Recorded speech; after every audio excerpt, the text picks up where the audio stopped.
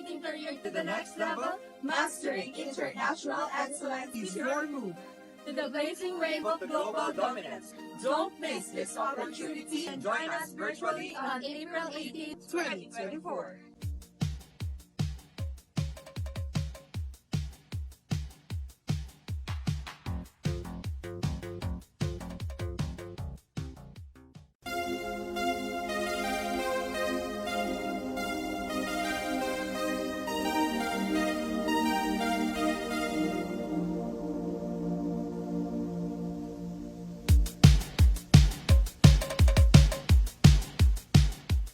Are you ready to take your marketing career to the next level? Great morning, everyone, and welcome to today's seminar. As we gather here today, let's take a moment to acknowledge the opportunity to learn and grow together.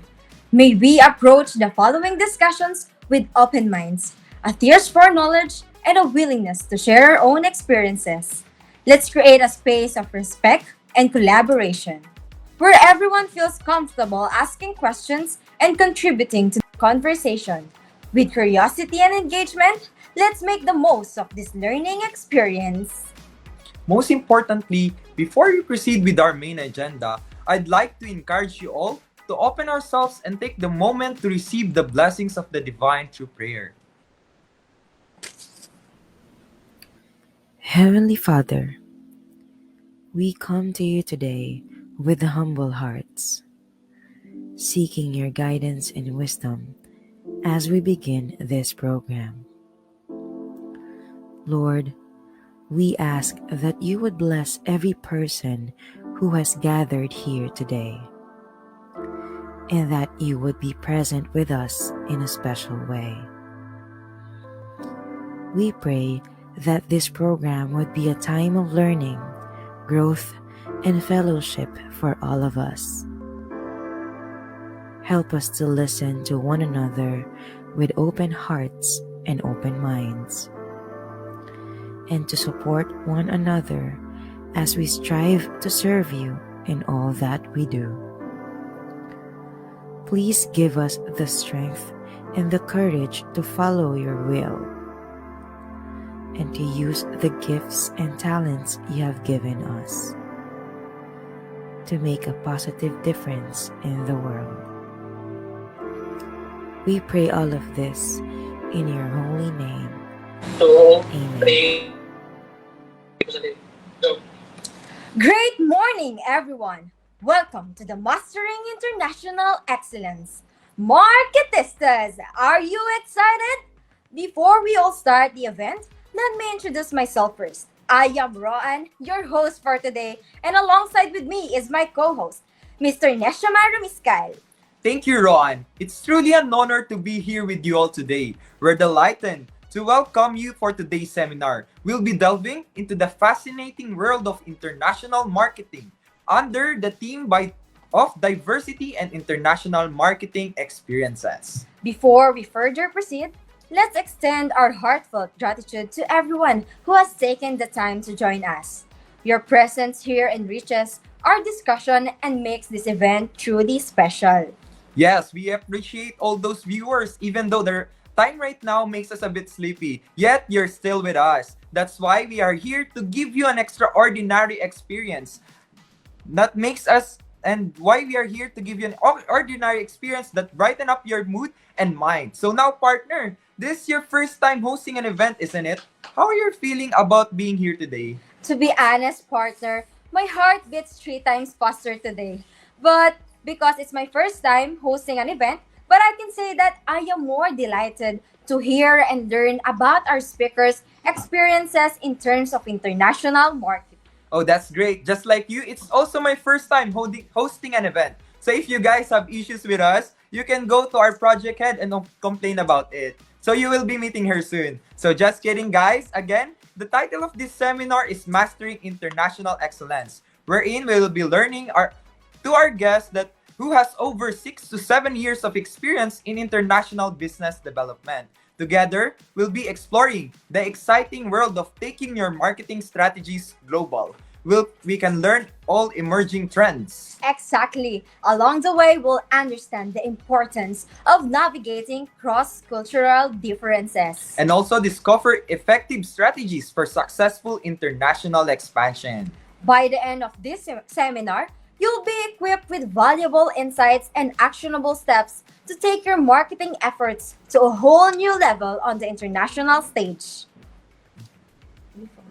But before we introduce our speaker, we are also honored to have our project head that I mentioned earlier. Yes, this day wouldn't be possible without the incredible dedication and vision of a very special person. From the very first concept to the final touches you see, her leadership and tireless efforts have brought everything together. Many of you know her, but for those who don't, allow me to introduce the mastermind behind this excellent event, the one and only Miss Dorothy May Manalo. Drumroll, please.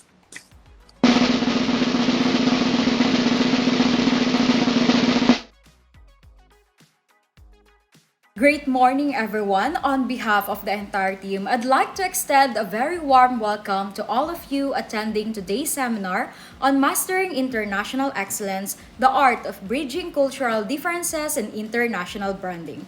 We are thrilled to see a diverse group of individuals gathered here today to learn and succeed together. Many of you have allotted their valuable time to be here, and we truly recognize your commitment to learning more about Mix. Particularly, this seminar is designed to provide important insights and strategies for navigating the complexities of international branding and effectively bridging cultural differences. We encourage you to actively participate, ask questions, and engage in discussions specifically with our respected guest speaker. Thank you once again for joining us today. We are confident that this seminar will be a crucial investment in your professional development, marketistas, and we look forward to seeing the positive impact it will have on your future endeavors in international branding. I know you are all now excited, and without further ado, let's make today a truly enriching experience for all.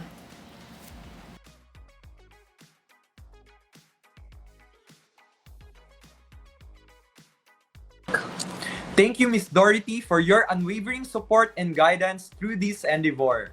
So, whether you have experience in branding, just starting on your international adventure, or simply curious about the surprises this event holds, we guarantee this seminar will have you shouting, I am a marketer and I am a brilliant diamond with a whole new understanding of global branding.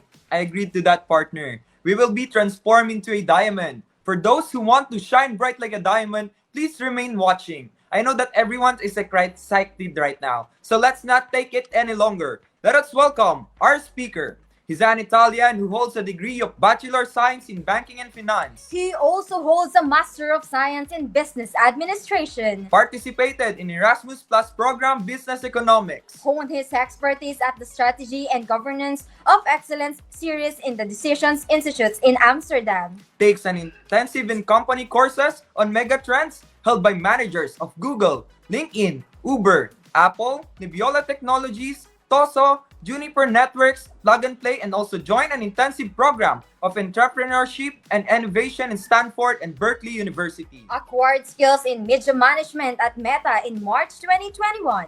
Received management expertise in industries of food and beverages. Co-founder of Luxulin sa Lugano, CH from February 2017 to March 2018. Export manager at Galbusera Spa, Monza e Brianza, Italy from April 29 to January 2022.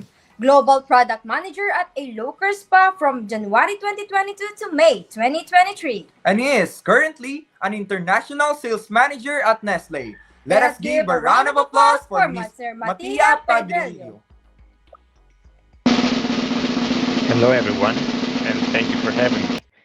So, wow, what a presentation! And I'm really thank you for guesting me here. I'm really pleased to be the speaker of this event.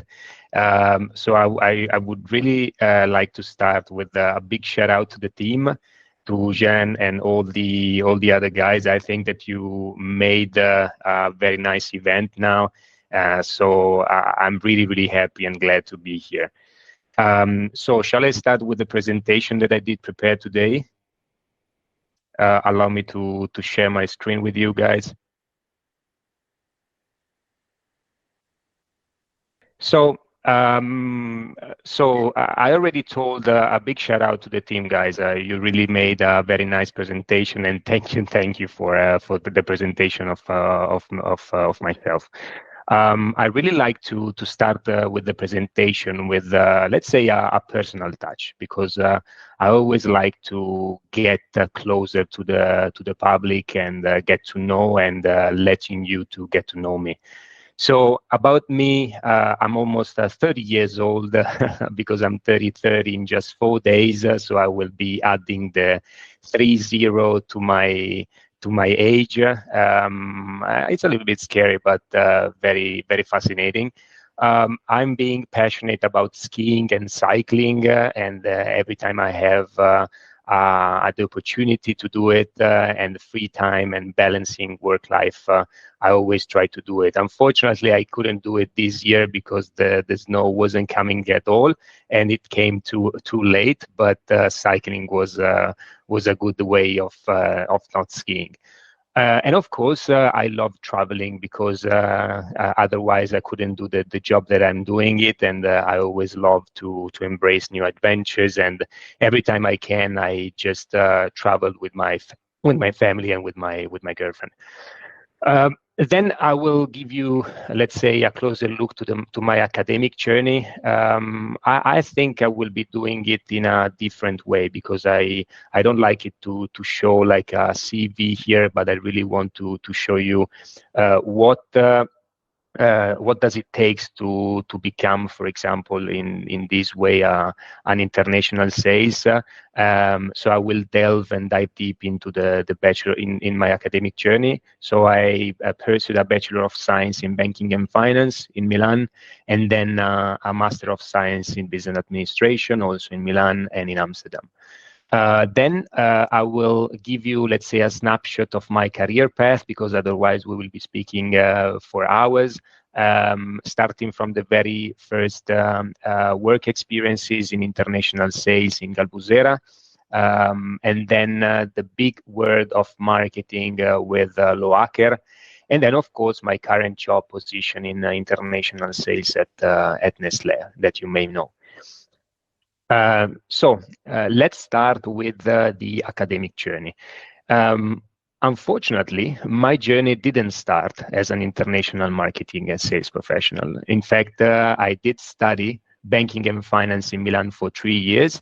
And by the time I started this opportunity, this career, I understood that was not the thing that I wanted to do in my life. But what I could do to, let's say, express myself in a better way, was doing everything that I can, everything that was in my hand to, let's say, feel successful anyway. So I decided to complete a curricular internship in administration and control, and I did it at a large machinery manufacturing company near Milan. And also at the end of this internship, I understood that I was not fitting at all in the administration and control field. But every time you are pursuing something and you are taking the steps of starting, then I really wanted to finish. So I decided to pursue this bachelor degree, and of course I graduated after 3 years. In the meantime, I really wanted to do something more and understand what was the potential. So I engaged in a study experience in Singapore during the very first year of the university. Because being in the university sometimes is always being in the comfort zone, and from the very beginning I always like to be outside of my comfort zone. So being outside of your comfort zone, you're just shaping the person that you are and shaping the future that you want to achieve. So I decided to go right away very far from home, because I have been in the past in London and in other countries, but Singapore was completely different from my hometown. So I decided to go in 12,000 kilometers far away from home and studied there. And I spent, let's say, a period of time over there. Then I came back, and this opportunity changed me a lot because I understood the cultural differences, which is one of the topics, and I think the best topic that we can touch today and dive deep into today. So I understood in Singapore the cultural differences that are between countries.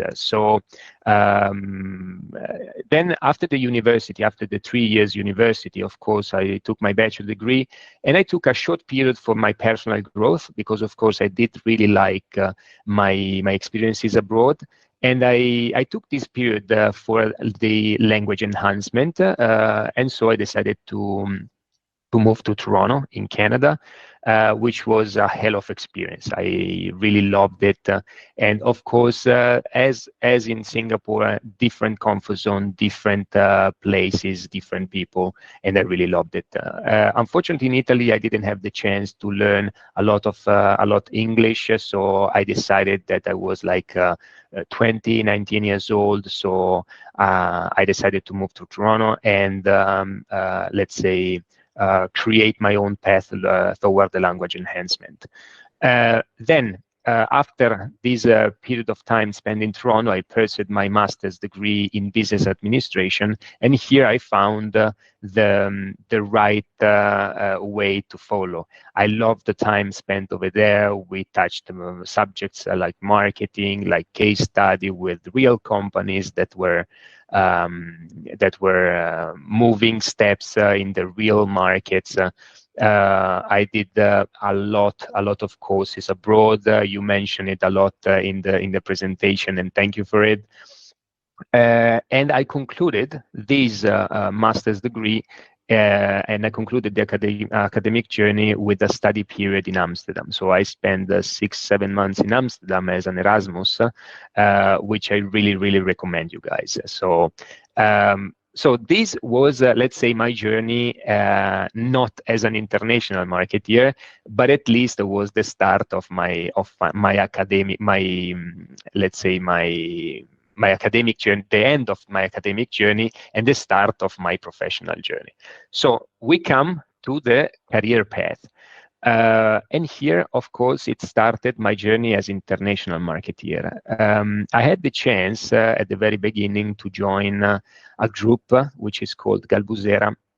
And Galbusera is one of the leading companies for biscuits, savory biscuits and sweet biscuits in Italy, both for branded products and private label. Of course, afterwards, I will tell you what were the main tasks of being an international sales for Galbusera. But what I wanted to highlight today is that at my very first work experience, I found the best leader I can imagine.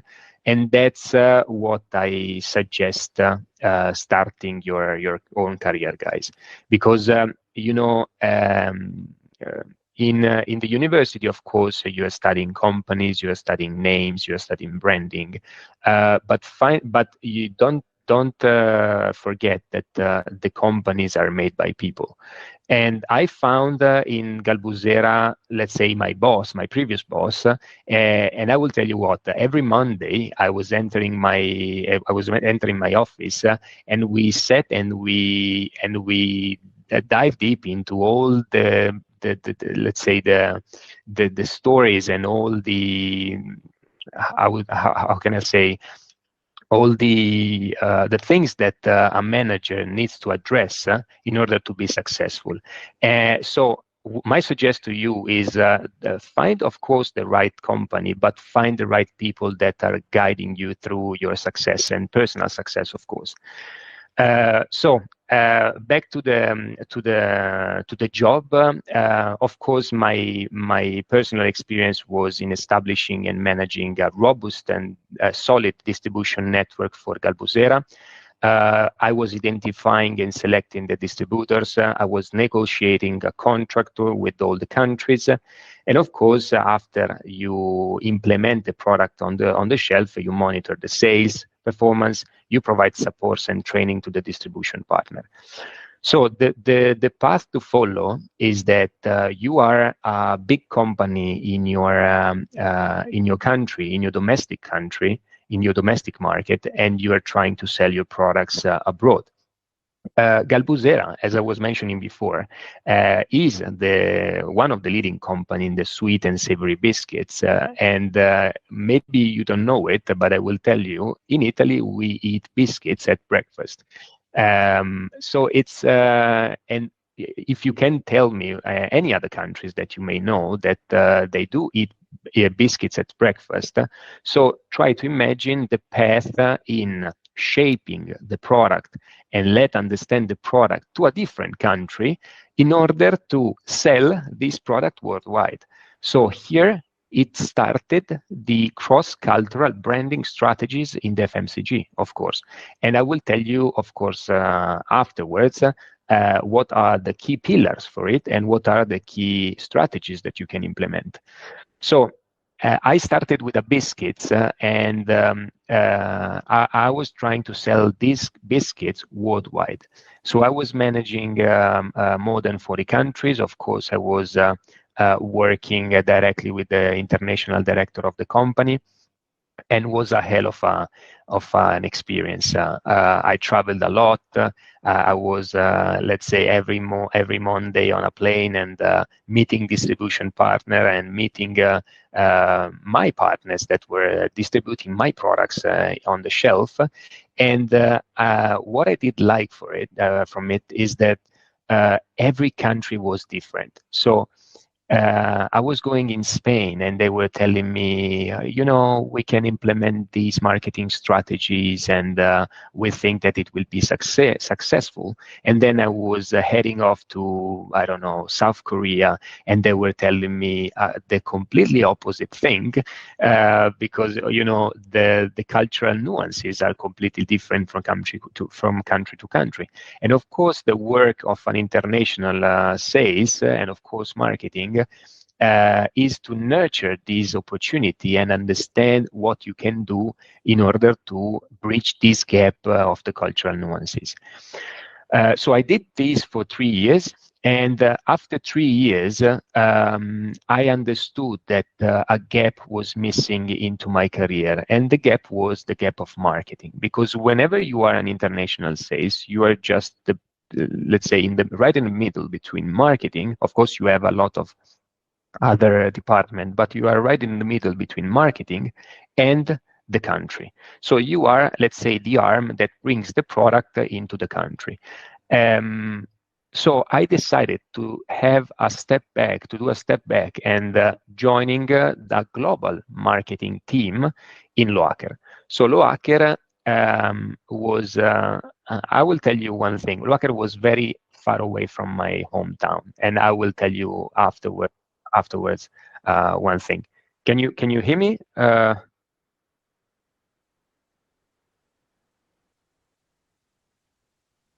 guys.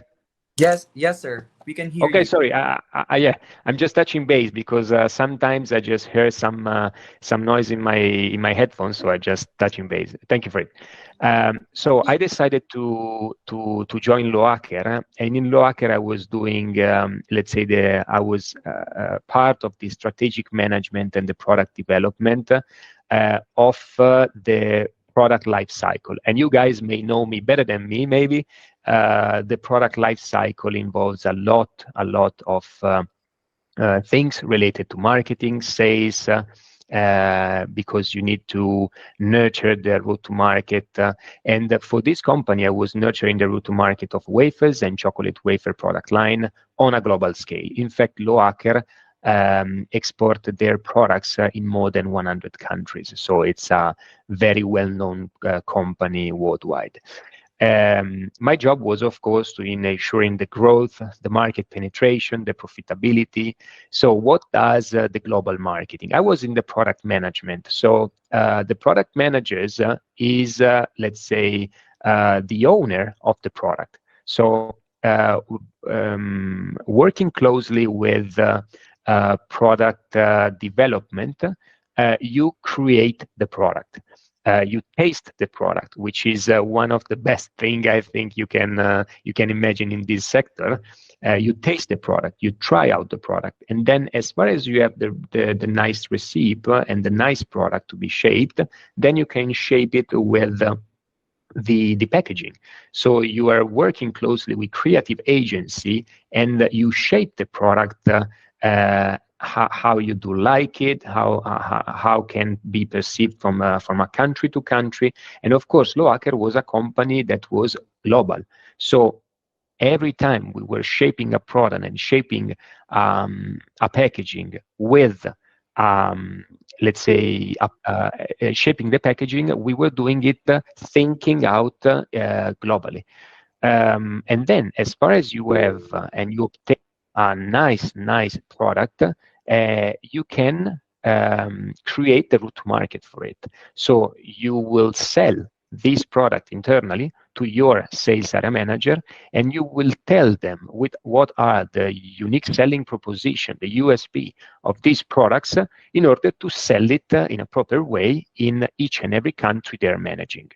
And this is amazing because, of course, after 1 year, 2 years, you just find your product on the shelf, and it's let's say a success. You can find it as a success. Unfortunately, as I was telling before, Loacker was very far away from my hometown. So after 2 years, more or less, I decided to Mr. come Maria, back. Yeah, I'm sorry for the interruption, but the presentation or the PPT is not in the presenter view. So is it okay po if you can put Sorry? it in the presenter view? The Sure. PPT. Okay. I'm very sorry for the Maybe interruption. here. Not yet. It's not yet. It's not in the next slide. It's still in the starting slide. Okay, let me get it.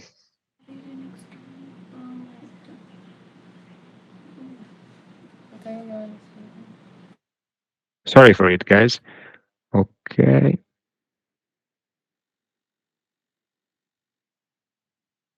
Okay.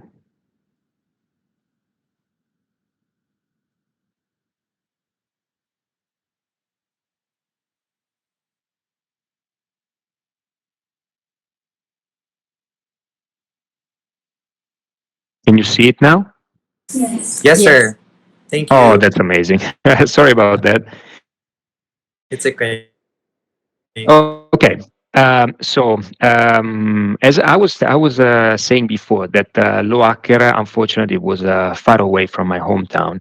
I was missing something. I was missing my family. I was missing my friends. So I decided to come back.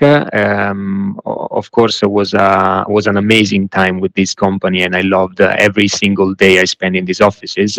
But I wanted to come back with my relatives, and so I had this opportunity of joining Nestlé. Also, I did it for basically two reasons. The first reason was, of course, coming back home, and the second reason was because I loved the international sales department. So marketing for me, so guys, don't take it as for your personal path, but marketing for me was a university. And international sales is where I can express myself. So I had the opportunity of joining a very big group as Nestlé Italiana, and I was joining as international sales responsible for the European countries at the very beginning, and I did 1 year taking care of the European countries, and then after 1 year, I became responsible also for the Middle East and North Africa. So what I do for Nestlé's international sales, I take care of Baci and Perugina brand and Buitoni. Baci is a very popular brand in Italy for chocolate confectionery. If for them, I'm developing, and for Nestlé, I'm developing an export strategy which is always aligned with the company's overall business objectives. So these every time involves in setting the export targets for each and every country. You identify the distribution channel, you're formulating the pricing, the marketing, the promotional strategies, and of course, where you have a distribution partner, you find the way of leveraging and enhancing this opportunity and this relationship with a lot of key assets. And where you don't have it, a distribution partner, then you need to find it. So you monitor, use your scouting, you meet a lot of people, you do exhibition, and you find someone that can express your brand and understand your brand within the country that you are targeting. Remember that the thing that is driving sales, of course, there are a lot of key pillars that are driving sales, but the very first thing as a sell-in is passion. So if you're finding a distribution partner that has the structure, the workforce and everything, but doesn't have the passion for driving your product into the market business. But if, of course, it has the structure, the workforce, and also the passion, this is a win-win. So what I'm searching into my distribution partners, and I like it to call it distribution partner and not just distributors or importers, is because without them, you are not in the country. So your product is not distributed in the country. So I always try to find the distribution partner which has first of all passion for my product. Did really understand the brand essence of my product. And here it comes to the cross-cultural branding strategies, because once you have the marketing, once you have the product, once you have the strategy to enter into the market, then you need to understand the market and you need to understand where are you going.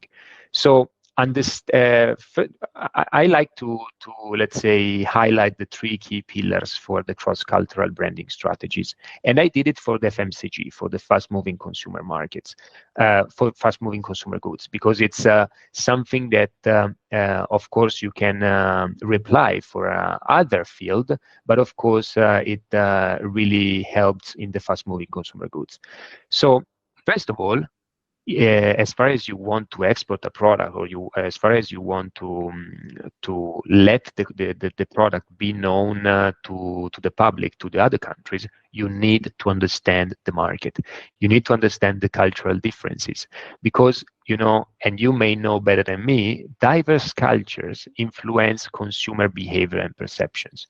So I was telling before, for the Galbusera company, biscuits at breakfast. So diverse cultures influence consumer behaviors.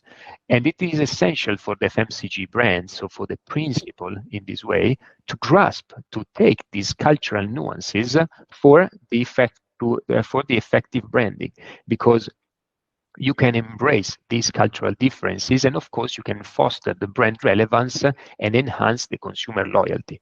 The consumer starts to be loyal to the brand when they understand it. They understand the brand message.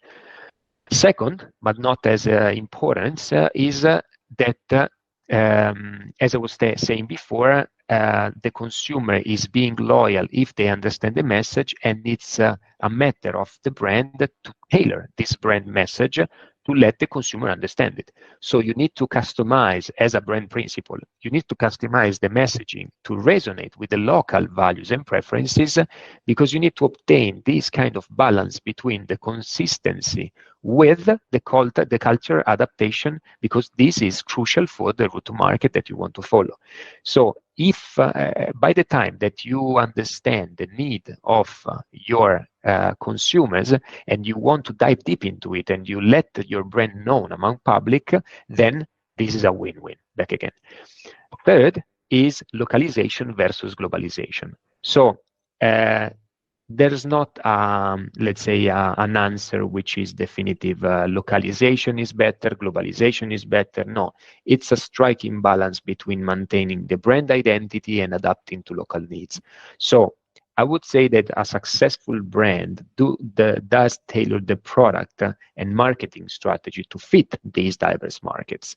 So try to imagine an horizontal way of doing things and a vertical way of doing things. And the horizontal way of doing things is maintaining the brand identity. So on an horizontal level, you maintain the brand identity of your core, okay?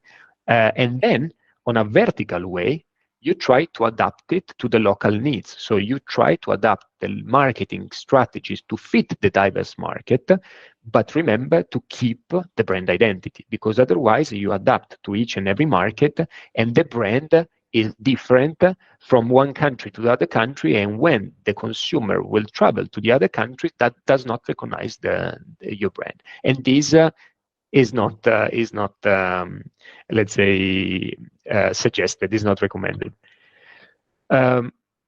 So we saw before the pillars that let's say we must respect in order to cross the cultural branding strategies in the FMCG. And now I'm trying to give you, from my previous experiences and from my experience, an insight of what are the, let's say, the tips that we can have, that we can nurture to obtain the three pillars that I was saying before. First of all, and I was saying also at the first point, market research. So you need to understand the market. The very first thing that you can do in order to understand the market is travel. So you need to understand the market. You just go on the market, and in my case, for example, I go to the supermarket, because the supermarket is the face of all my job. So I conduct comprehensive market research. I understand the local consumer preferences. I see where the products are located. I try to spend more time with the consumers and understand why they are preferring one product to the other, and why are they buying it. Also, I try the product out because I want to understand their way of eating it and the way of loving it at the end. So conducting comprehensive market research of course, started with a market visit. On the other hand, if you cannot, of course, travel the world, for example, I don't know, Singapore, it's very far away from your hometown. So you can conduct and you can use some tools. Of course, right now we have a lot of, let's say, technologies that can help us, and also platforms that can help us to conduct the comprehensive market research to understand the local consumer preferences, their behaviors, their cultural norms. So this is the very first step.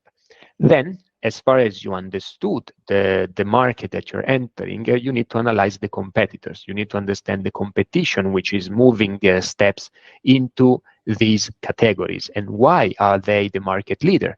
So you need to understand why they're the market leader, and you need to identify the gaps that a market leader and all their followers are leaving in the market, to tailor your offerings to get these gaps.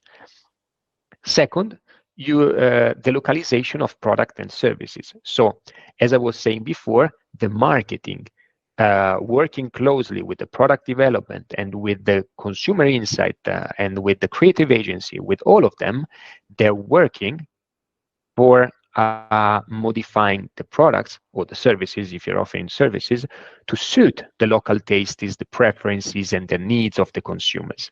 So you can adjust product features, packaging, sizes, formulations. You can align with these cultural expectations. Of course, if you are developing a product today, and maybe someone of you in the near future will create a product and will export into the markets, and I will be very, very happy for it, you can shape the product at the very beginning, try to give it a global perspective. But if you think a lot of product right now, of course, big groups create the product already global. So you just take the product and you shape it globally, the name, the packaging, the flavor, and then you launch it in each and every country. But at the very beginning, so in 1925, 1928, where, for example, Loacker was born, Galbusera was born, they were just born to supply to the local needs. Okay, and then step by step, they created these huge companies and the relevant companies among their categories, and they export their knowledge, their product into other countries. So the product was not shaped at the very beginning as global, was shaped as local, but they with marketing strategies, with the first moving advantage, they were trying to sell these products into the markets where the markets were not even knowing these products and services. So I will be linking to the thing that I was saying before of one of you creating a company in the near future. You can create the brand globally. So you can think about big companies that did adapt their products into each and every market. They changed, for example, the name. I would not say the company name, etc., but there are companies that change their name in order to let be known and understood by the consumers. Or also you have the name of the company, and then right next to it you have the translation in the language of the country. So you need to adjust the packaging sizes. For example, in Asia, I remember that I was reducing a lot the packaging because it was more on the go, was more in the convenience stores, and the convenience stores are smaller than, for example, in Portugal, where you have this big supermarket. So you need to adjust the product for each and every country. And then, as far as you get to this market research, localization of the product, you have the right product. You have the, let's say, the winning strategies to do it, the winning product. What do you need? You need the distribution. You need a partner in the market. So it's a matter of adjusting something here. So you need to adjust and customize the distribution channel based on the local infrastructure. So if you're going to Japan, you need to speak with the right player into the Japan distribution for confectionery, for example, if you're interested in confectionery. If you're interested in waters, you need to speak, for example, with another distribution partner. So you need to customize the distribution channel based on the regulation and the consumer habits, and also for the let's say, the partner that you're searching for.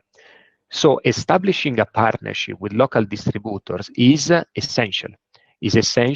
And also you can go direct with the retailer. Direct with the retailer, of course, is less flexible because the distributor will consolidate the orders, will consolidate the branding of the product and sell it to the retailers.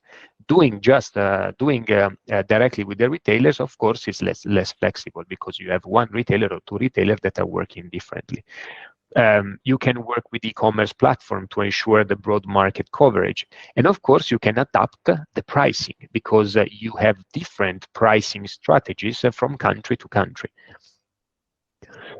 Then, fourth is the customer engagement and support. So as far as you entered into the market and as far as you let your product be known among consumers, you need to provide a localized customer support because for example, you have a service channel. You can include the multilingual customer care and user-friendly interfaces that your consumer can use and understand the brand and understand the messages that you are throwing to them, and they need to understand it. So you must engage with the local communities, and you can do it through, for example, events, sponsorship, and corporate social responsibility initiatives, which is very well known right now to build the trust and the goodwill for the consumers. Then the consistency in the brand identity. So as far as you enter the market and as far as you shape all these products and all these services to get to the consumers, then right now you need to maintain your core brand values, because otherwise the consumer will not recognize you anymore, because you got the localization of the product, but the brand values and essence disappeared. So the consumers need to be reflected into like a mirror into the brand. They really need to understand the brand essence. So you need to maintain the identity, you need to maintain the quality standards across the different markets, because you need to maintain the brand integrity. So it's a matter, as I was saying before, of a strike balance between the global consistency on one hand and the local adaptation for the brand recognition and policy on the other hand. And then, last but not least, of course, is the continuous monitoring and adaptation. Because as far as you got to these, let's say, success, because of course you shape the right product, you choose the right market, you choose the right partner, and your brand is very well known, and your customers are loyal, then you need to keep going. You need to continuously monitoring and adapt for the consumer trends, because right now the consumer trends are changing and shaping our future very, very fast. So you need to get the consumer feedback, the competitive analysis, because of course competitions is always increasing. Competition is always taking market share from you. So you need to stay agile and responsive. You need to continuously refine the brand strategies and your offering. So you refine your offerings based on the market feedback and the change of these consumer preferences.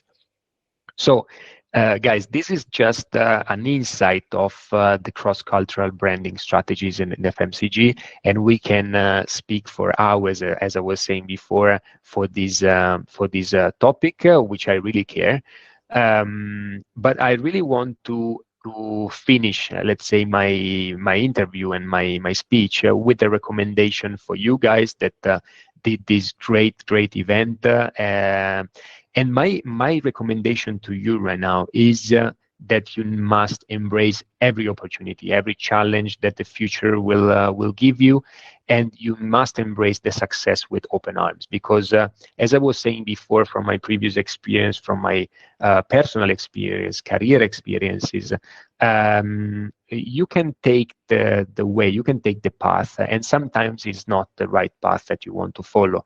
But just keep going, just keep doing it, because it's the success is always in the front shield and not in the back. So just go for it, because you are lucky right now, because you are at the beginning of your journey. And so your journey is just the beginning, and you need to nurture every opportunity that the future may arise and may give you. So it is always said that taking the first step would not take you where you want to go, but at least it will take you away from where you are. So guys, take the first step. And this is something that I really care. So thank you for having me, and it was a great pleasure for being here. So let's discuss. So I'm open for any question if you have any. So please feel free to ask.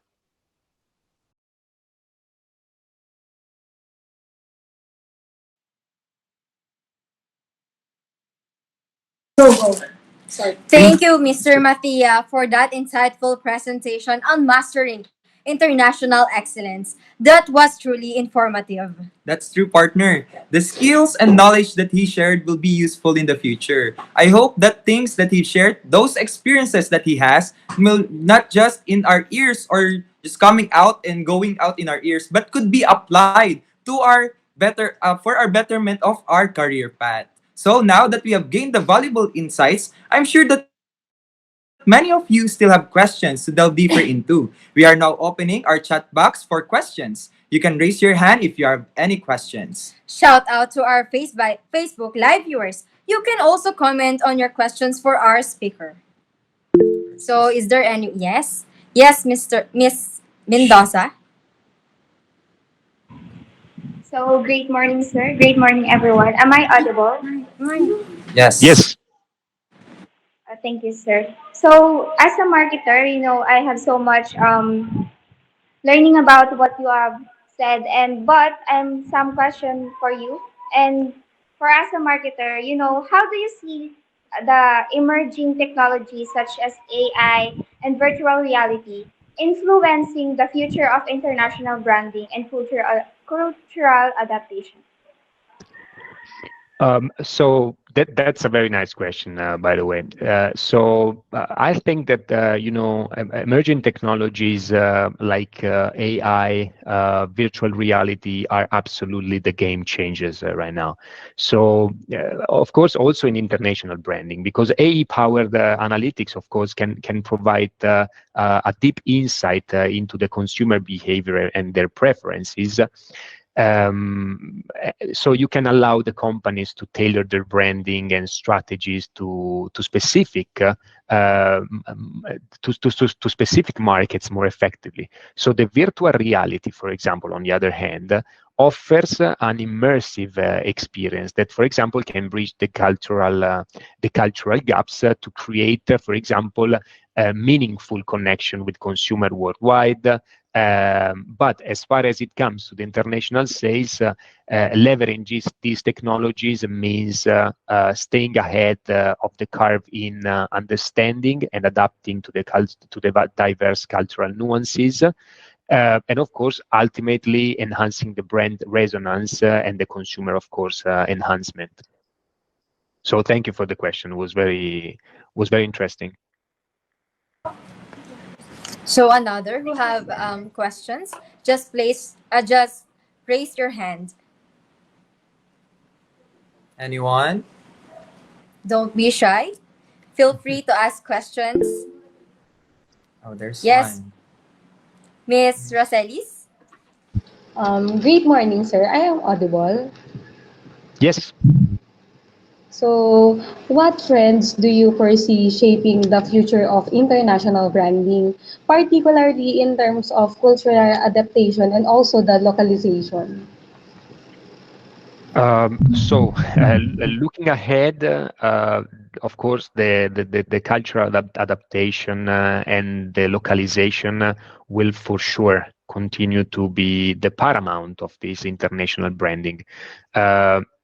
As the markets are becoming increasingly diverse, and of course, yeah, I will have a step back. The market are being increasingly diverse from one side and interconnected from the other. So the brands must demonstrate, of course, a deep understanding of the local cultures and values to remain relevant in these markets. So this means that the brands need to embrace the diversity, the inclusivity, and the authenticity of in brand messaging and their experiences.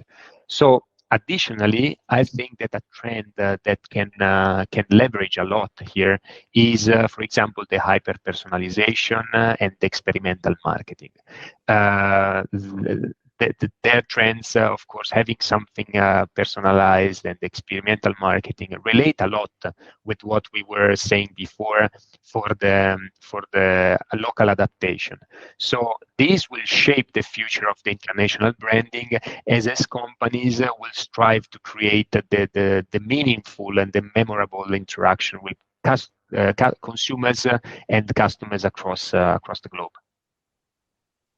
So I hope I replied to your question. Thank you so much, sir. So anyone who have another questions for Mr. Matia? Anyone? Just raise your hand, guys. Yes, Miss Alexis. So great morning. My question is, what are some effective ways for companies to build trust and credibility with consumers in foreign markets, especially when entering regions with different cultural norms? Thank you, Alexis, for the questions. Yeah, I think that the trust, of course, right now is the cornerstone of a successful international sales. So especially when entering the region in different cultural norms, one effective way for companies to build trust and credibility is through, for example, localized marketing. And as I was saying before during the presentation, the customer service initiative, for example. So this includes, for example, investing in culturally sensitive advertising, providing multilingual customer support, adapting the product and services to fit the local needs, so to understand the local needs and preferences of a consumer. For example, organization can help bridge the cultural gaps and establishing the credibility within the foreign market. So you can understand the cultural gap and try to bridge this cultural gap. So ultimately, for example, building trust is about demonstrating for companies and for people respect. So you must demonstrate empathy, you must demonstrate respect and a genuine commitment, of course, to serving the needs of the diverse customer audience in a respectful way and demonstrating that you're really understanding the consumers. Then now we would entertain some Facebook viewers, their comments and questions about the marketing brand. So this is for Miss Catherine. Should companies adopt a standardized global branding strategy or localize their branding for each market? So this is very nice. I mean, I think that this is the core of the questions that we can arise, because there's not an answer that is right or wrong. So it's for me, it's a balancing act, really. So while a standardized global brand strategy ensures consistency and efficiency across markets, the localization is for connecting with consumers on a deeper and more personal level. So as I was saying before, the horizontal and the vertical way, on the horizontal way, you are ensuring the consistency and you are keeping the brand assets. On a vertical way, you are understanding consumers. So in my opinion, and also I think in the principal opinion, you must adopt a hybrid approach to this. So maintain the core brand elements globally, while you tailor the messaging, the product, the services, and you can resonate with the local cultures and preferences. And this approach, of course, allows the companies to reap the benefits of a global brand recognition, while you are fostering the strong emotional connection with the consumer in each and every market. So thank you for this question. It was really appreciated. So thank you. So there's another one questions from our Facebook Live from Mr. Ezra. So his question is, do you believe that AI can replace marketing people in the future? I would rather prefer not to answer to this question, but I don't think so. I mean, and please don't record my question, because in the future maybe they can use it against me. I don't think so. So I think that people will always give a value added to this, because of course having AI right now is reducing a lot and also enhancing a lot the work that we're doing. I will just give you an example. If you are before, like years ago or also months ago, because the AI just, of course, widespread in the companies, not a lot of years ago. For example, if you're creating a brief for a creative agency, before you were nurturing all these words to let the creative agency understand the brief that you wanted to give them. And right now you're just asking ChatGPT or AI, create the brief for this product, create something, and they do. But at the end, you must change it and shape it as you want. So I think that the AI, of course, can leverage the work of a marketing manager, an expert manager, everything, but of course needs to be used in a wise way, in a smart way. And of course, we have a big potential to use. Also, in terms of university, right now, you have a very big opportunity. I was not doing university with AI, so I rather prefer not to have the AI for the university, but of course, it's a very big weapon, but the weapon, you can understand how to use it. So it's can be a nice opportunity for us having the AI today. Thank you, sir. Then now we are going back to our Google Meet. So I think there are participants who had the courage to ask their questions. So you can raise your hand. Anyone? Feel free. Yes. Miss Ramos. Good morning po. I am audible po. Yes. I am fascinated with your career and curious. Can you tell me about a project that you're particularly proud of and why? Okay. So I'm particularly proud of many projects, I think, and also I'm not proud of a lot of project that I did.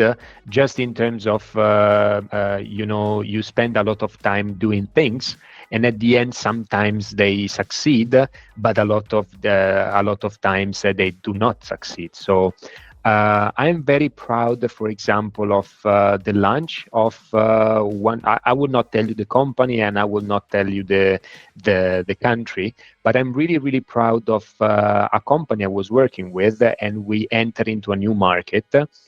So I decided, or maybe I can tell you the market was the Saudi Arabia.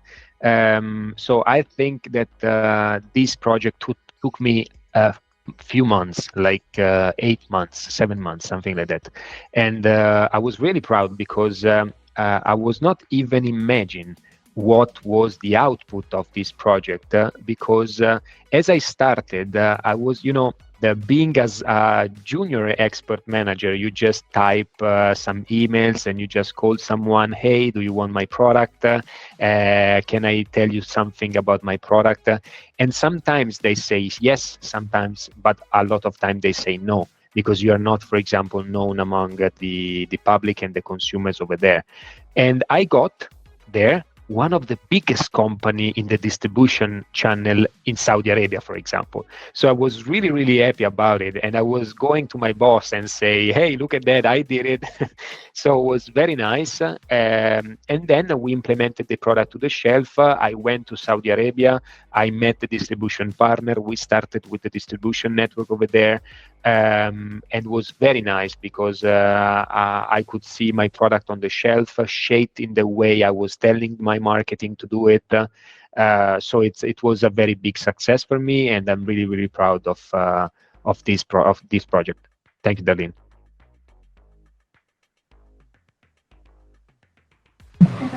So there's another one comment from our Facebook Live from the president of this class, from Elaine Kailan. So her question is that, with being in the industry for so long, what are you still hoping to learn or achieve next in your career?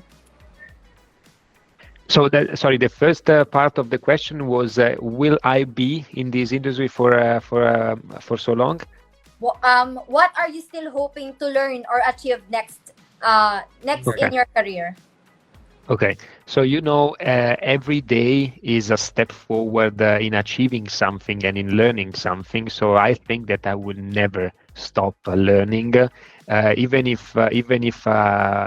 when I will be 50 years old or 60 years old, I think that you have, for example, I don't know, new technologies coming in, new way of doing things, and I'm still learning right now, because right now I'm trying to learn the AI, virtual reality, and try to adapt to my career, to my job. So I think that the environment where we're in will continue to be shaped from country to country, and our job is to adapt to this and to try to grow every time. So the answer is yes. I will continue learn something and learn a lot.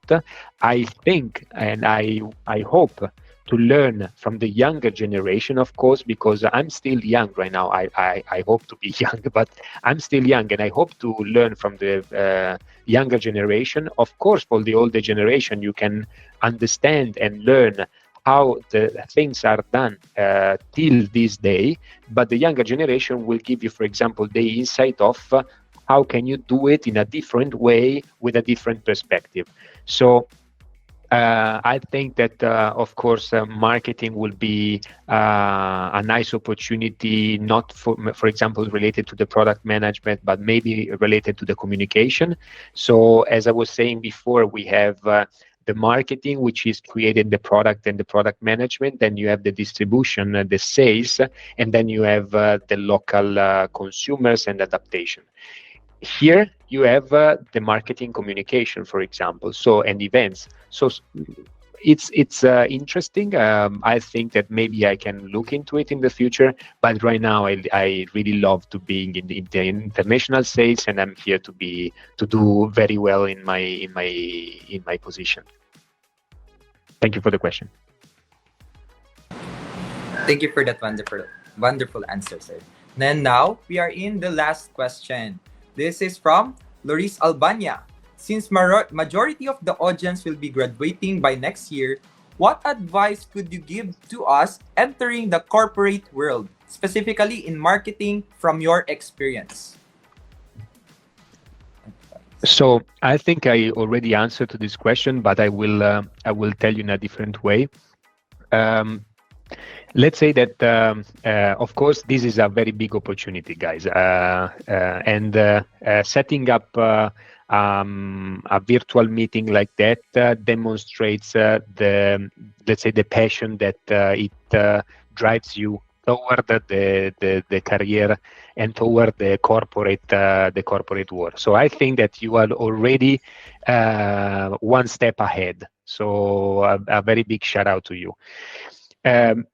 What I can tell you is that, as I was saying before, don't look at the name, don't look at the company, look at the people. Of course, sometimes people are in the right company, so you can join the big group, and joining the big group can help you to express yourself, can help you to achieve your goals, but also being in a big group can localize your thoughts and can localize your experience. So sometimes it's just a matter of understanding. It's just from your point of view. If you rather prefer to be in a big group and do your job as it is, for example, perceived, or, for example, being in a smaller group of companies, less corporate, but do whatever. So look in each and every department and understand what you like. For example, I didn't do like that because, of course, I did have the opportunity of joining, let's say, a big group as a first experience. But I was in a small department because the export department of a big companies in the domestic market was quite small, also for the team. So I did everything related to marketing, communication, field sales, trade marketing, and local adaptation and traveling. So I really understood what was my journey. So what I can suggest and what I can recommend is do everything that you can, do everything that you want to do without any regret, because everything that you're doing will shape your future. So even if it's the right choice, maybe someone of you will start with the right job position and will be in 5 years in the same job position because he loved it and he found the right company, he found the right people. And maybe some of you join the wrong position, but it's no matter what, you just keep going because this will shape what you are and where are you going. And maybe in 5 years you will be more happy than your friend that just found the right position and never changed. So take every opportunity as it comes and nurture this opportunity as much as you can.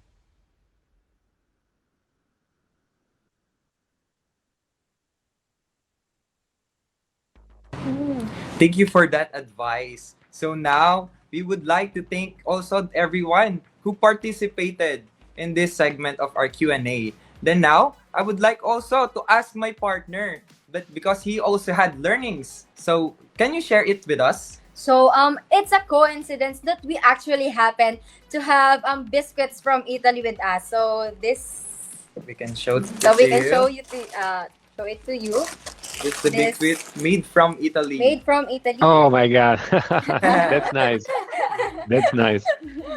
Yes. So we are happy to have learned more about the Italian culture. Yes, that's right. So because of the power of international marketing, no, the cookie of it made from Italy enriches here in the Philippines. So that's why it is very powerful and evident to us that having this marketing skills now can enrich you. So I also like to emphasize that when we are adapting to the new market, it is really important to have that your branding should be remained when you are adapting to the new market. That diverse cultures also can influence the behavior. It also an effect, no, because us, no, in our things that we have seen, yung ating things that we have seen from the internet, the foods, no, if we are watching things from the YouTubes or in the Indian food specifically or some things, it will also cause us to want to try it because Filipino want to explore new Yes, options. that's true. Then now, Um, then I also want to emphasize that our Mr. Speaker also shows a life lesson. Na if you are not in your situation right now or you're in your environment, if you're not comfortable or not satisfied in where you are right now, you could seek through that to find your real satisfaction in life. True. And also, it's important to get out of your comfort zone and find the right people that will guide you. And always remember that embrace every opportunity, challenge, and success with open arms. Your journey is just out of the beginning. Yes, it might be negative situation or that we should always embrace all these things that will be cause us to be formed. No, it will form us to be a better in our industry that we are in. So thank you.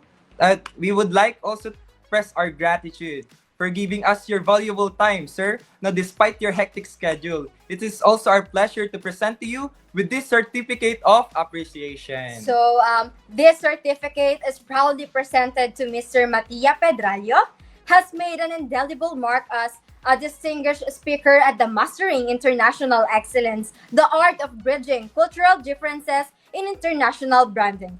We extend our sincere gratitude for your insightful and impactful presentation, which captivated the audience and enriched the knowledge of all attendees. Commenced the 18th day of April 2024. Thank you very much, guys. I did really appreciate it, and it was a terrific experience. I really loved it, and I hope you can achieve your dreams. And thank you also for the certificate. It was really appreciated. Thank you very much. Yes, So, before we move forward, to the next agenda, let's have a picture with Mr. Matia Pedralio. So Miss Miss Winona will capture the picture for us. We'll be giving you a few seconds to prepare to open your cam and be your best self. Okay, 3, 2, 1. Okay, very good. another one, Waki guys. 3, 2, 1. Diamond, diamond, guys, diamond.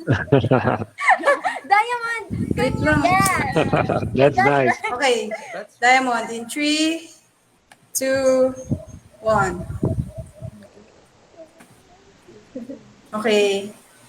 So thank you, Mr. Mathia Pedralio, for this insightful presentation. Thank you, sir. Thank you very much, guys. It was a pleasure. Thank you very much. Yes. So, for a while, yes, we can say bye-bye. Ciao, ciao, guys.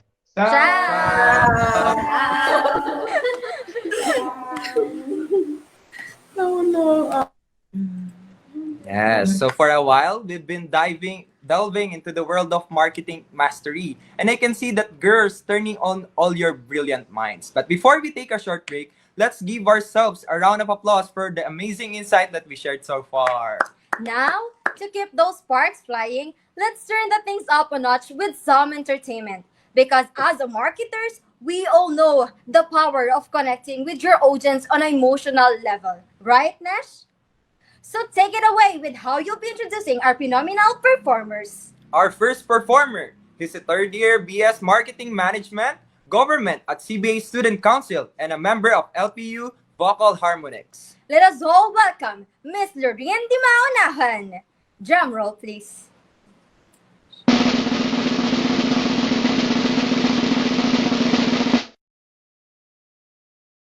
Hey there, Marketistas! Before I start serenading you, I just want to take a moment to say how grateful I am to be here with all of you. So sit back, relax, and enjoy.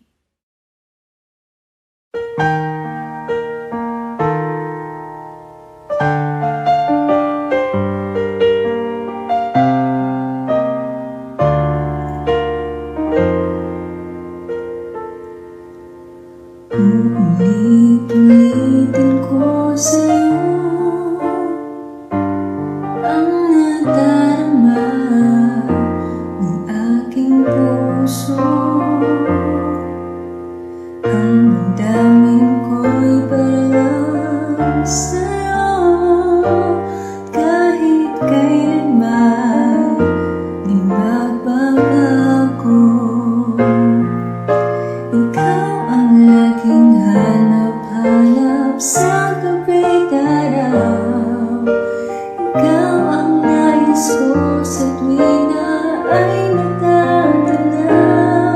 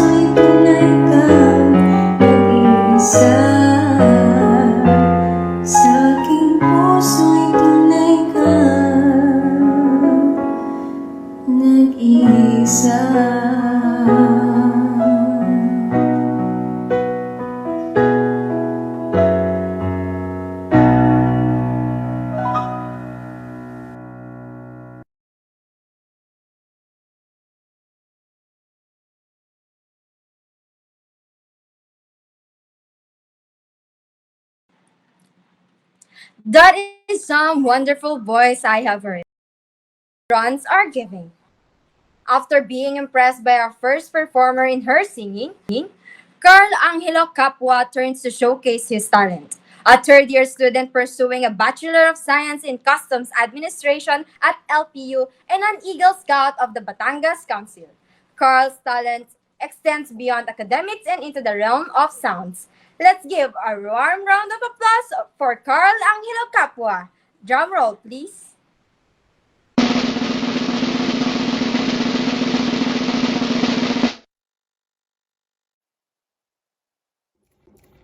Hello everyone.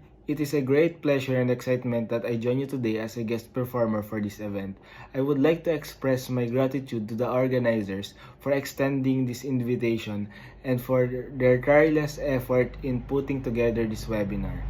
Thank you for the opportunity to share my passion with you all. I hope you enjoy the performance ahead.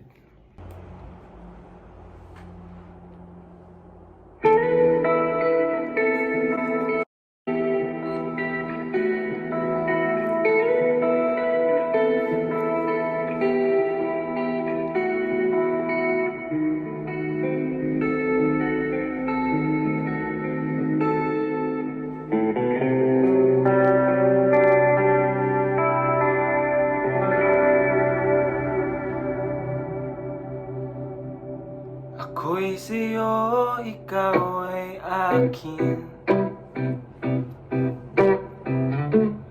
Ganda mo sa pananim.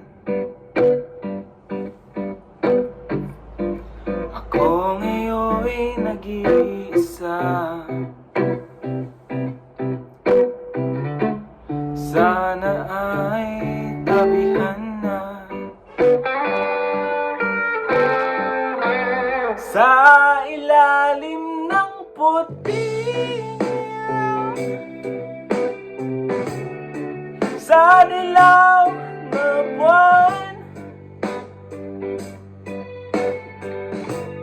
pakinggan mo ang aking sigaw. Sa dilaw na buwan, ayokong mabuhay ng malungkot. Ikaw ang nagpapasaya at makakasama hanggang sa pagtanda. Halina tayo'y humiga.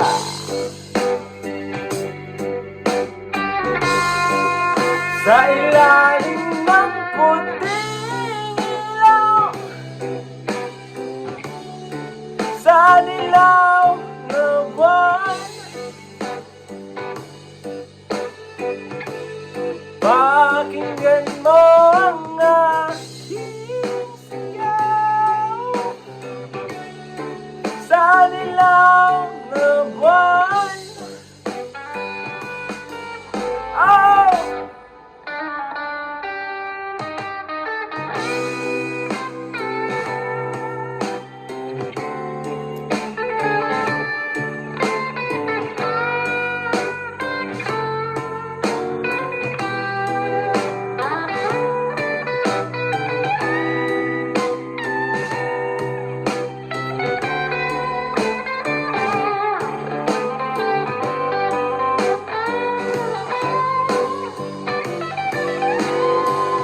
Ang iyong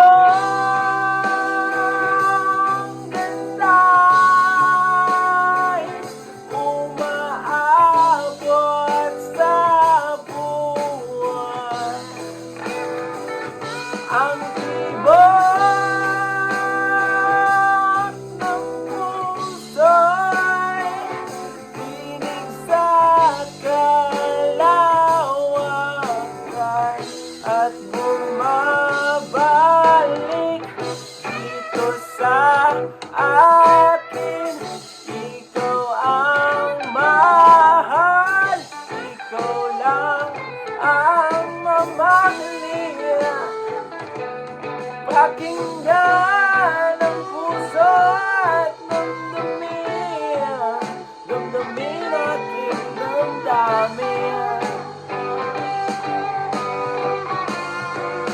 sa ilalim ng puting ilaw,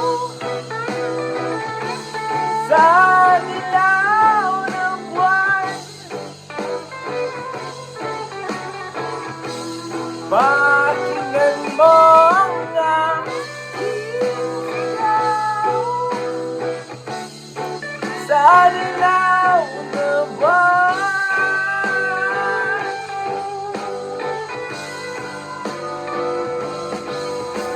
Ta-ta!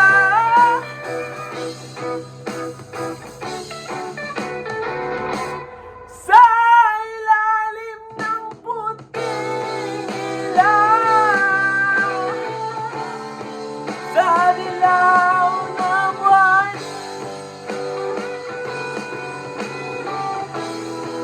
pakinggan mo ang aking sigaw, sa dilaw ng buwan.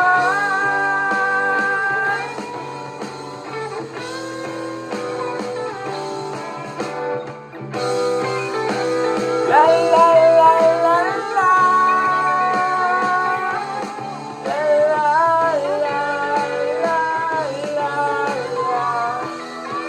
Pakinggan, pakinggan, pakinggan, pakinggan mo ang aking sigaw.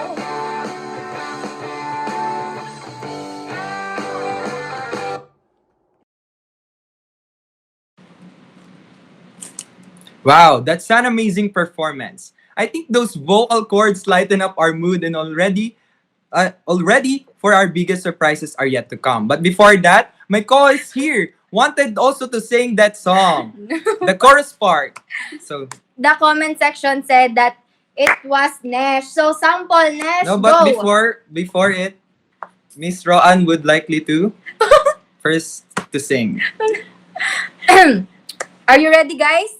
Please lower your Volumes. volume so you can hear it. Okay. Okay. Sa ilalim ng puting ilaw. Wow. How about you, partner? Hindi naman ako papayag ng ako lang ang nagsasample dito. Paano naman? Go, Nesh. Sample, sample, sample. I don't have my vocal cords right now. But Cold? yes.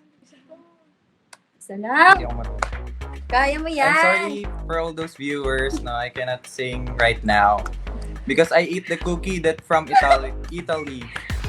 So it's being scratched. So now we can now proceed to the raffle. Before we proceed to the raffle, we will be mentioning the winners of the game, the tic-tac-toe. So drum roll, please.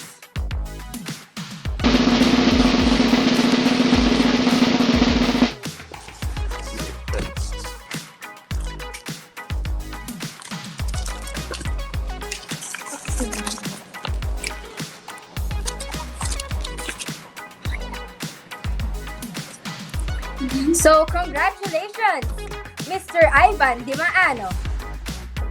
And Miss Ruby Shelaite. And lastly, Miss Loris Albania. Congratulations. And you can claim your prizes. Just message Miss Minona Wirano. We are now in the most awaited moments of our event. It is the time when participants to know if they had any luck in the raffle. For those students, you need to compensate for the expenses of RTCs and other university expenses. So, for the raffle mechanics, to participate in the raffle, individuals must first like and follow the official page of the Mastering International Excellence Seminar. Participants are encouraged to engage with the content on the Mix official page by commenting, sharing, and reacting to all postings. Seminar attendees must register for the seminar and join until the end of the event. To be eligible for the raffle, individuals must register for the seminar and attend until the end of the event. Yes, attendees must be present during the raffle draw to claim their prize. Failure to be present will automatically disqualify them. So lastly, but not the least, for bonus entry, share your creative solution to a real-life international branding challenge you faced or found on internet in the comment section of this post. Use the hashtag mastering international excellence. Hashtag bridging cultural differences.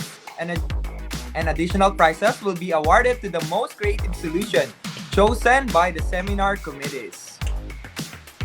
Oh, this is it, partner. The raffle will be begun. We will now spin the wheel. Drum roll, please.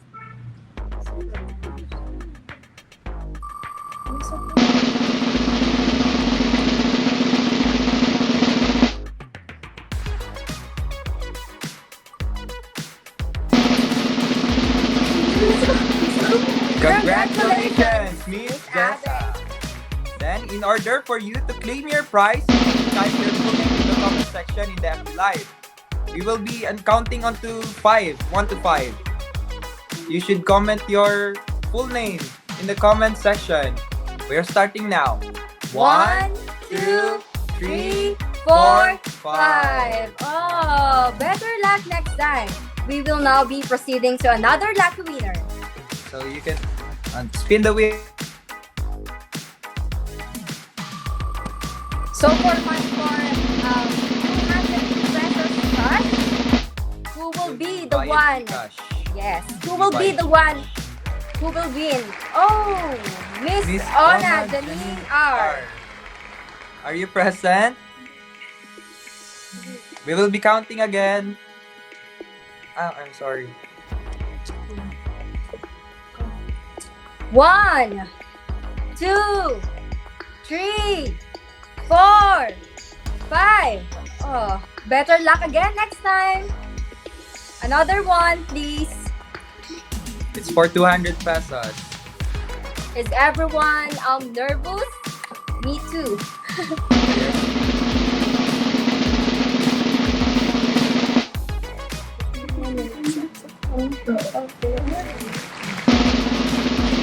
Congratulations, Miss Makakado, Maria Angelou.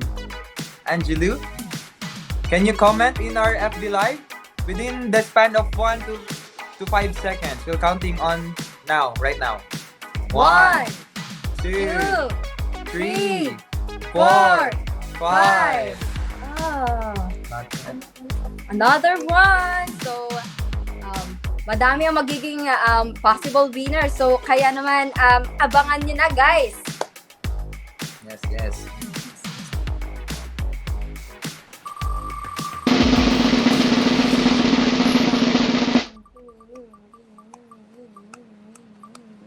Ba't kalahati lang mukha namin dyan?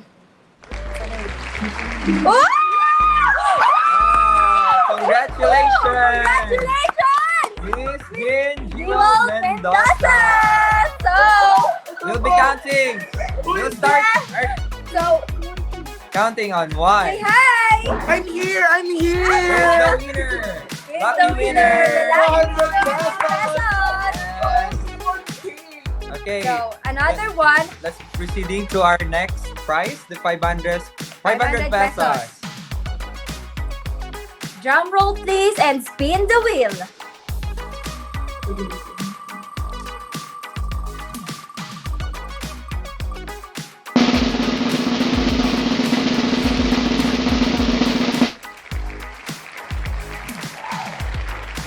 Congratulations, Salazar and Lisa Jane D.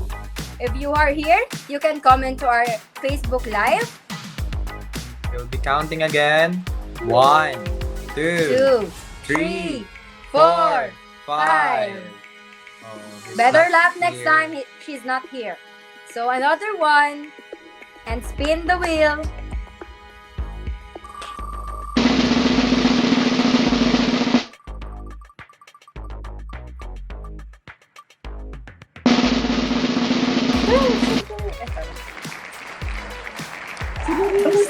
Wow! Congratulations! Congratulations! Albania Luis Moriel B.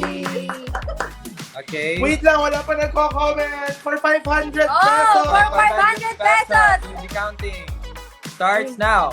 And 1, 2, 3, 4. 5. Oh, it's okay. It's already.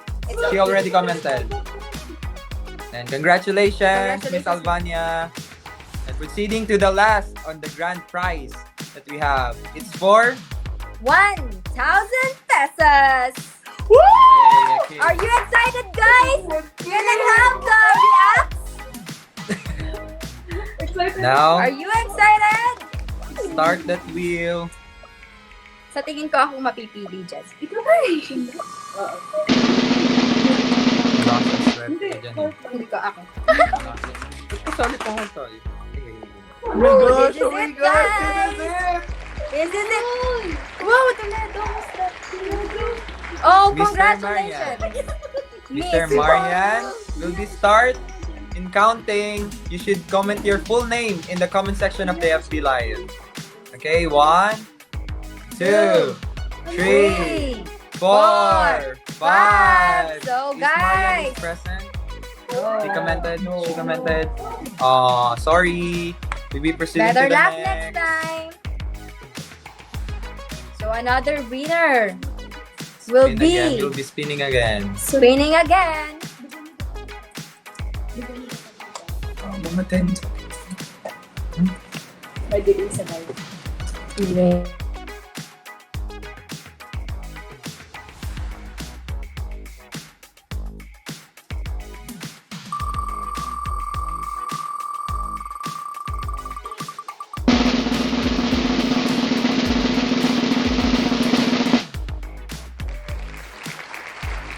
Sir, Oh, I think that congratulations. she deserves She it. deserves it. Congratulations. Please, Marin, Marilyn, hey. So, you should comment.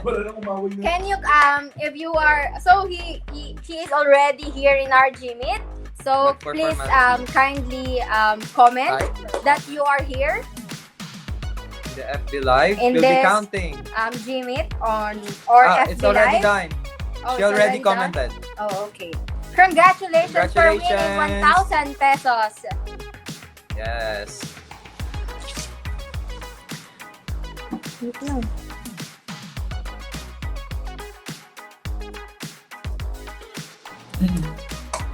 Congratulations for those winners. And now to wrap up for our program and share some final thoughts on this successful seminar, I'd like to invite our esteemed co-leader for closing remarks.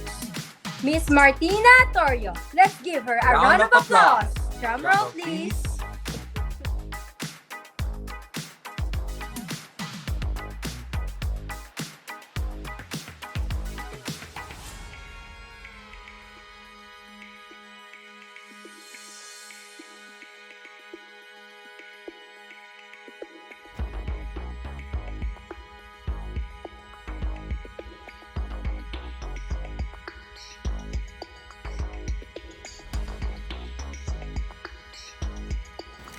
Thank you all for joining us today for our webinar on international marketing.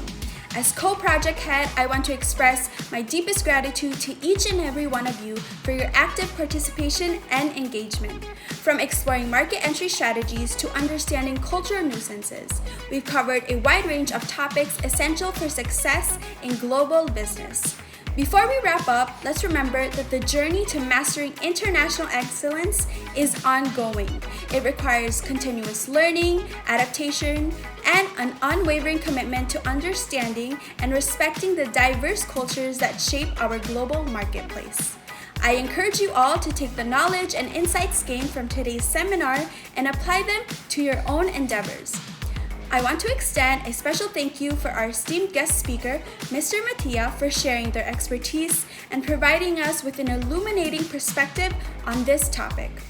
I also want to acknowledge the dedication and hard work of our team, without whom this seminar would not have been possible. My partner, Dorothy May Manalo, and of course the hosts, Mr. Nesh and Miss Roanne, for a lively event. Finally, I invite you to stay connected with us and continue the conversation. Share your thoughts, insights, and experiences with your peers. Let's support each other on our collective quest for excellence in international marketing. Once again, thank you for being with us today. We wish you all the best in your marketing endeavors. Stay tuned for more exciting events from our team. Goodbye for now, and take care.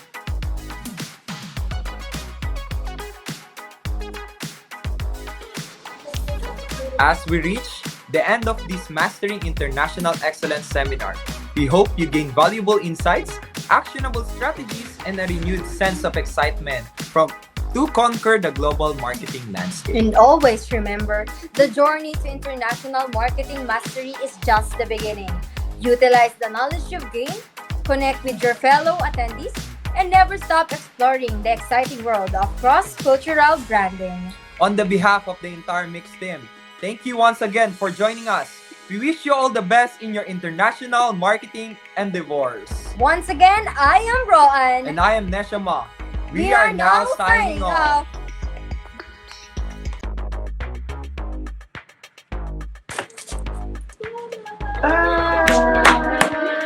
Thank you. Paalam. Bye guys. Bonjour. Bonjour. Ciao. To understand. Yamete. Ciao.